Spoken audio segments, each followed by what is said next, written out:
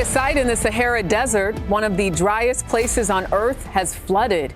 Torrential rainfall in southeastern Morocco swamped the desert for the first time in half a century. Life returning to a place built to erase it.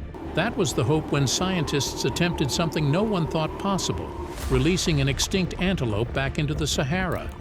The Sahara Desert, known as one of the driest and most inhospitable places on Earth, is showing signs of a remarkable transformation. In a desert where land dies faster than it can heal, they watched for any sign the gamble worked. But then the sand shifted, plants stirred, and the herd did something no model predicted. How did bringing back a vanished species start to change the desert itself? Let's uncover it. The varnishing antelope. For decades, the scimitar-horned oryx survived only in faded photographs, dusty museum displays, and the memories of people who remembered its curved horns glinting under the relentless desert sun. Officially declared extinct in the wild, it was a species few ever come back from. The Sahara had erased an animal that once shaped its very landscape. Poaching had drained their numbers long before drought finished the job, and political conflict scattered the last survivors, leaving vast stretches unguarded. By the late 1990s, the desert held no trace of a creature built to endure blazing heat and weeks without water. Scientists who worked in those regions spoke of the loss with a mix of disbelief and quiet resignation. This wasn't a fragile species. The oryx had roamed across North Africa for thousands of years, weathering disasters, shifting climates, and predators that entire ecosystems relied on. Losing it felt like more than a conservation failure. It felt like the Sahara itself had stopped breathing. Yet one question refused to fade. What if the oryx didn't have to remain a memory? Small, genetically precious populations survived in breeding centers across Europe and the Middle East. These animals had never felt wild sand beneath their hooves, never faced predators, never navigated the harsh winds of the Sahara, and yet they lived. Their bloodline endured, even if the desert version had vanished. Conservationists began to whisper about possibilities that once seemed impossible. Reintroductions had worked in smaller ecosystems, but no one had dared attempt it in one of the harshest deserts on Earth. The Sahara was ruthless. Scorching heat, unpredictable rain, and vegetation thin and fragile. The species that once ruled this land could not simply be released and expected to thrive. But the question grew louder. If the oryx returned, could the desert remember life again? A desert with no witnesses? By the early 2000s, the Sahara was behaving in ways scientists were not prepared for. The newest satellite scans revealed patterns that looked almost unnatural. Entire zones dimmed into pale beige, the kind of color that meant vegetation had not just died, it had stopped trying to return. What unsettled researchers most was the silence. Areas that once held faint traces of migration routes now showed no movement at all, as if the desert had swallowed every living thing without leaving a footprint behind. Ground teams sent into these regions confirmed what the screens hinted at. Shrubs that normally clung to life had crumbled into powder. Burrows belonging to small mammals had collapsed from lack of use. Even the insects, the creatures that usually outlast everything, were nearly impossible to find. The Sahara was not simply drying, it was emptying. Ecologists began comparing old climate models with the new data and found a disturbing trend. The rate of degradation had almost doubled within a decade. Rainfall patterns had shifted so quickly that species adapted to harsh conditions were now falling out of sync with their environment. Plants germinated too early, then died before their roots could reach moisture. The Sahara Desert is not typically associated with lush vegetation or heavy rainfall. Recent storms have brought a significant amount of rain. Predators deprived of prey abandoned entire territories. The food chain was unraveling from the bottom up. Some researchers argued the desert had entered what they called a feedback spiral, a point where every loss triggered another. Less vegetation meant hotter soil. Hotter soil meant faster evaporation. Faster evaporation meant nothing could recover on its own. If the spiral continued, large portions of the Sahara could transition into what one researcher described as a biological blank zone. Behind closed doors, conservationists admitted a fear they rarely spoke aloud. If nothing changed soon, the desert might become a place where even survival instincts were useless. The secret meeting. Nobody expected history to turn on a quiet gathering inside a sun-bleached research outpost near the edge of the Sahara. A handful of ecologists, wildlife managers, and genetic specialists slipped into the room one by one, avoiding journalists who were already speculating about environmental collapse. The desert was failing, and everyone in that room felt the weight of it. Their proposals sounded like something whispered at the edge of reason. Bringing back the scimitar-horned oryx, a species declared extinct in the wild in the late 1980s. Not a symbolic gesture, not a museum project, a full-scale return of herds into one of the harshest environments on Earth. The plan rested on a fragile truth. For decades, several organizations and private breeders had quietly kept small captive populations alive across Europe, North America, and the Middle East. Geneticists had preserved enough diversity to build a stable breeding program. On paper, the species still had a heartbeat. The question was whether the Sahara, now hotter, drier, and more unpredictable than ever, could sustain that heartbeat again. The arguments in the room were fierce. Some warned that reintroduction would be a disaster if the landscape could no longer support grazing animals. Others feared predators, poachers, or simple starvation would wipe out any progress. And there was a deeper concern none of them wanted to say out loud. If the oryx couldn't survive, it meant the desert itself was truly dying. But a small coalition pushed back. They had studied restored grass patches in central Chad, monitored new rainfall patterns shaped by shifting climate cycles, and gathered data showing that certain pockets of the Sahara still held the faint memory of an ecosystem. It wasn't much, just scraps of evidence scattered across years of fieldwork, yet it was enough to spark a reluctant hope. By the time the meeting ended, the decision was sealed. They would attempt one of the most ambitious wildlife restorations in modern history, rebuilding a ghost species. Long before anyone spoke publicly about releasing animals back into the Sahara, the real work was happening behind fences and laboratory doors. The scimitar-horned oryx had vanished from the wild in the late 1980s, leaving only scattered captive herds across Europe and the Middle East.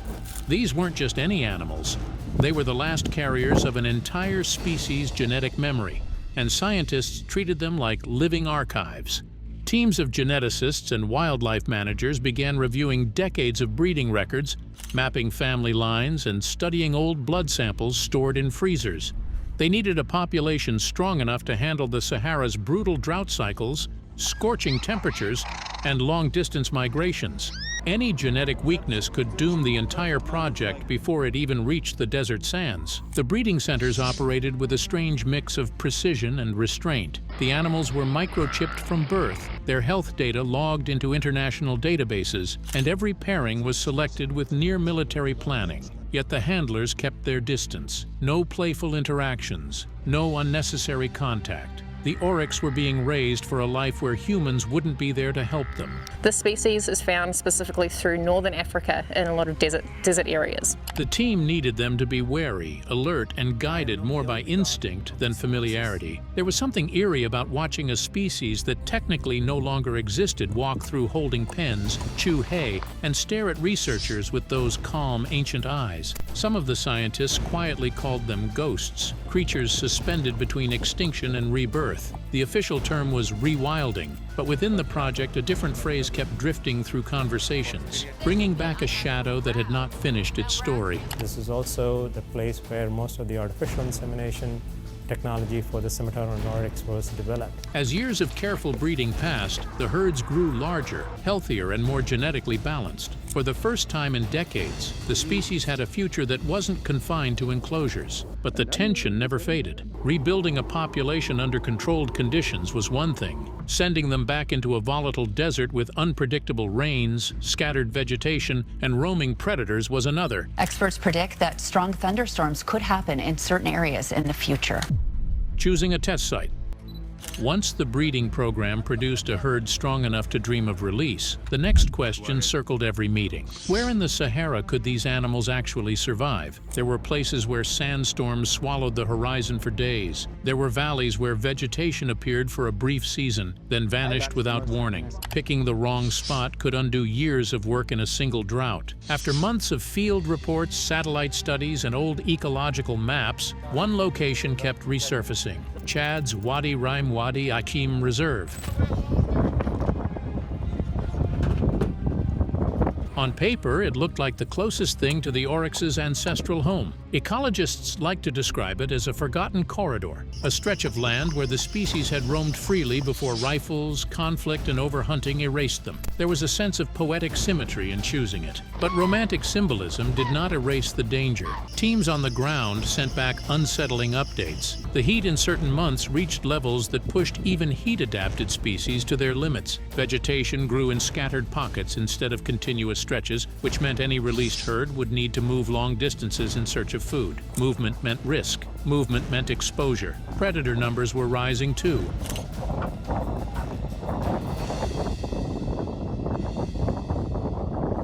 Caracals, hyenas, and even wandering lions were reclaiming empty spaces, turning abandoned grazing lands into hunting zones. Introducing a species that had not seen a natural predator in decades invited a harsh reality check. Still, the reserve had something no other location offered: space. Pure, uninterrupted space where human presence was minimal and migration routes stretched far beyond the horizon. Conservationists believed that if the oryx stood a chance anywhere, it would be in a place where the land itself still remembered them. Yet tension lingered in every discussion. A desert that had killed off entire ecosystems was now being asked to welcome back a species once claimed by extinction. Even with planning, data, and optimism, nobody knew if the land was ready, and soon the decision would no longer be theoretical. The test site was chosen. Now the desert would have the final say. So it's on Abzal that I'll ride into the Tenere with what look like sharp, trident-shaped handlebars. The first release. The day had been planned down to the last detail, yet nothing could prepare the team for the gravity of what they were about to witness. In 2016, the first group of captive-born scimitar-horned oryx arrived in Chad, crated and secured, their eyes wide with both curiosity and fear. The reinforced cages rattled slightly on the back of the trucks, each bump a reminder that these animals were about to step into a world they had never known.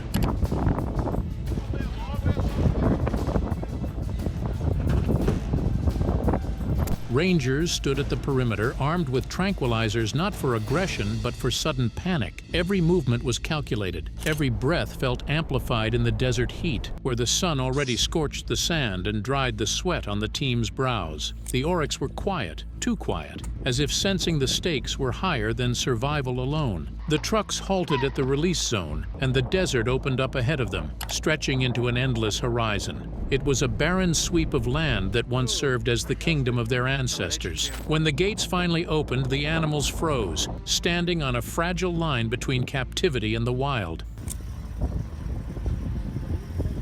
A few stepped forward with cautious hooves pressing into cracked sand. Others lingered at the edges, noses twitching, ears tuned to every subtle sound around them. Scientists and rangers watched in complete stillness. This was far more than a routine conservation step. These were the first oryx in decades to return to the harsh landscape that had shaped their evolution. Then something subtle happened. A few calves moved first, taking soft, uncertain steps into the open desert. Their hesitation gradually shifted into curiosity as the rest of the herd followed, spreading across the dunes, testing sparse grass and tasting the wind. Cameras captured the moment and GPS trackers recorded every step, yet no device could fully hold the awe that swept through everyone watching. The Sahara, once silent and empty, felt alive again. For the scientists and rangers, it was a fragile and electrifying triumph, a moment when the desert seemed to inhale and acknowledge the return of its long-lost children. Doesn't taste very good.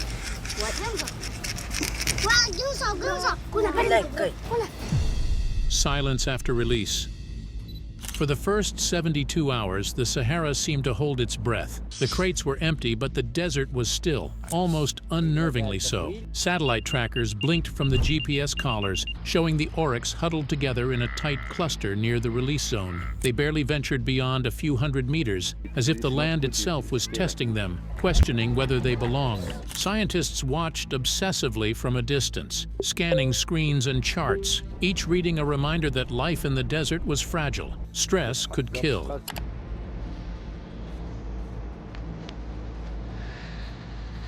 Dehydration could strike within hours. Predators lurking unseen could take the weakest. Every blip on the tracker felt like a pulse, every silence a warning.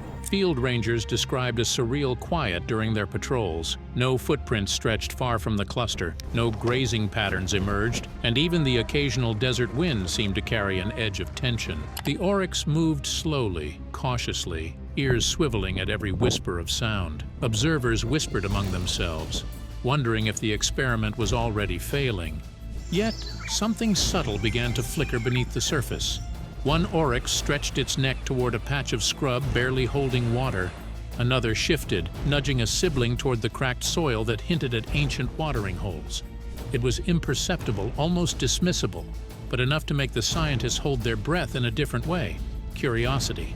The silence was no longer total. Beneath the stillness, life was recalibrating.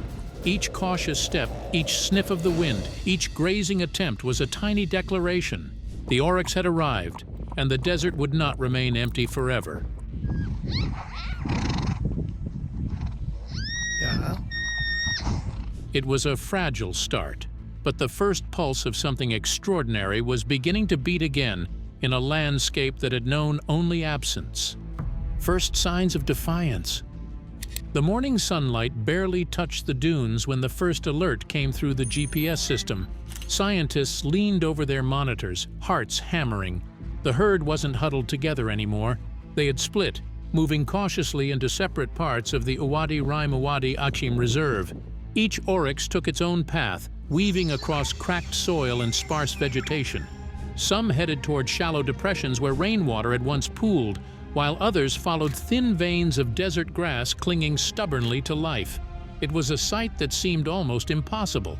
How could captive-born animals, raised far from this harsh landscape, navigate terrain that had been silent for decades? Rangers in the field confirmed the tracker's story. They spotted oryx carefully probing the edges of long, dry watering holes. One oryx lowered its head to drink from a tiny puddle that had survived the Sahara's relentless heat. Another grazed on brittle shrubs, lifting its ears at every sound, alert and purposeful. It was as if instinct alone had guided them, a memory encoded in their genes that remembered the land long before humans had taken notice. Scientists exchanged stunned glances. Could it be that the desert, abandoned and empty for so long, was awakening in secret? The movements weren't random. Each step seemed deliberate, each pause calculated. The oryx were testing, learning, and reclaiming. In a place where life had seemed impossible, the first signs of adaptation and resilience flickered like fire across the arid plains. By mid-morning, the trackers displayed a pattern that made the whole team froze. The herd wasn't just surviving, they were mapping the land, rediscovering old water routes, and quietly asserting their presence. The Sahara, once empty, had found its ghost species returning, and with it, the first whisper of hope. A test in the dark. The desert night had a silence that felt almost sacred, broken only by the distant howl of a jackal. Camera traps flickered, catching glimpses of movement among the dunes. Caracals slinked along ridges, their golden eyes fixed on the oryx below. Hyenas padded silently through the sparse grass, their ears twitching at every subtle sound. For the first time, the herd was truly exposed. Up until now, rangers and GPS monitors had been their safety net. Now, nothing intervened. The oryx were alone in a world that had been uninhabited by them for decades, a landscape that remembered predators better than prey. Every step the oryx took was measured, cautious. Their muscles tensed at shadows, their ears pivoted toward distant rustling. Yet, despite the danger, they continued exploring. The same instincts that had guided them to old watering holes and patches of grass now whispered warnings about unseen hunters. Camera traps caught moments of tense standoffs. A caracal crouched low as a young oryx froze. A jackal watched from a ridge while the herd grazed. Hyenas moved in the background like silent ghosts. Each encounter was a test, a question of whether these animals bred in captivity could survive in a desert that demanded perfection. Scientists watched the footage in awe and apprehension. Every close call, every careful movement was data, evidence that instinct could survive captivity. It wasn't just survival, it was adaptation in real time. Could these ghostly creatures reclaim a land that had long forgotten them? By the end of the first moon cycle, one fact was undeniable. The predators hadn't broken the herd, but they had sharpened it. The Sahara, once empty and silent, had become a proving ground, and the oryx were beginning to write their comeback story, step by careful, tense step. 5 years of watching. For half a decade, the desert held its breath. Researchers kept a careful watch from afar, scanning satellite images and tracking GPS signals that flickered like tiny sparks across endless sand. At first, patterns were hard to discern. The oryx moved cautiously. The oryx named Yellownose was found wandering the trails here in Forest Park yesterday. Hesitant, almost invisible against the rolling dunes. But slowly, a rhythm began to emerge. The herds traced the same routes again and again, forming grazing loops that seemed almost deliberate. Scientists realized something remarkable. The oryx weren't just surviving, they were reshaping the desert. Where they stepped, seeds buried in fur or dropped from mouths took root. Fragile grasses began to sprout, forming clusters that had not existed in decades. Small shrubs crept back into patches once cracked and barren. Even the soil started to change. Tracks left by the animals acted like tiny dams, holding precious rainwater in shallow depressions. The sand, once drifting endlessly, stabilized around the growing vegetation. Microhabitats appeared almost overnight, moist pockets where insects thrived, where small birds could nest safely, and where amphibians began to return after years of absence. Each observation carried a mix of tension and wonder.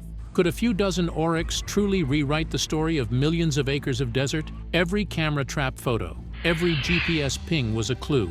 It goes on animals who weigh about 200 kilograms. This part has a GPS modem, so it collects locations from GPS satellites. It was a subtle orchestra of life being conducted not by humans, but by instinct. The desert, long silent and empty, seemed to hum again with activity. By the end of year 5, the evidence was undeniable. Vegetation corridors stretched farther than expected. Tiny ponds formed in previously useless depressions. Even local predator patterns shifted as foxes, jackals, and hyenas navigated the newly structured landscape. The Sahara was responding as though remembering how to sustain life. The unthinkable event. The desert had been unusually still for days, almost like it was waiting for something. Rangers moved through the dunes on their usual patrols, scanning for the familiar prints of the adult oryx. Then they spotted something that stopped them cold, tiny tracks beside the larger ones. The shape was different. The spacing was different. These weren't adult prints. Something new had stepped into the sand. Their pulse quickened. Could it be what they were silently hoping for? Cameras were checked, satellite trackers refreshed. Nothing confirmed anything. Huge antelope, dude. That's one of the largest antelopes in the world, dude. The only one bigger is the giant eland. The uncertainty only made the air feel heavier. And then the alert came in. A camera trap near one of the herd's grazing loops had triggered. The rangers opened the footage, expecting nothing unusual, and instead froze. On the screen, in the soft gold of early morning, stood a newborn oryx calf, wobbling on thin legs as it pressed gently against its mother. For a moment, no one breathed. Then the silence broke into quiet gasps, laughter, and tears. After decades of extinction in the wild, a new life had taken its first steps in the Sahara. Scientists replayed the footage again and again, studying every frame. The calf's tiny hooves, the mother's protective stance, the cautious steps across the dunes. This wasn't hope anymore. The desert, dry, unforgiving, abandoned, had accepted the oryx again. And with that single birth, everything changed. A chain reaction. The desert didn't announce its comeback with fanfare. It began so quietly that most people would have missed it. Tiny green shoots pushed through soil that had been nothing but empty sand for ages. Then came the small, almost unbelievable signs of life. Insects zipped across damp patches, butterflies hovered over fragile blades of grass, and the air itself felt different, like the Sahara was waking up. Birds were the next to return, moving cautiously as they tested new pools of water and slivers of shade. They don't need to sweat or pant like a dog to avoid overheating. Little creatures like gerbils and jerboas peeked from hiding, exploring the scraps of shelter spreading across the dunes. Every tiny movement felt like a lost puzzle slowly piecing itself together. Predators felt the shift too. Caracals and jackals slipped through the dunes, following the quiet trails the oryx had carved. They weren't just hunting, They were restoring balance, keeping the newborn ecosystem from tipping too far. The entire food chain was rebuilding in slow motion. Meanwhile, the oryx moved like they had never left. They roamed in wide loops, scattering seeds, stirring the soil, and creating shallow dips where precious water collected.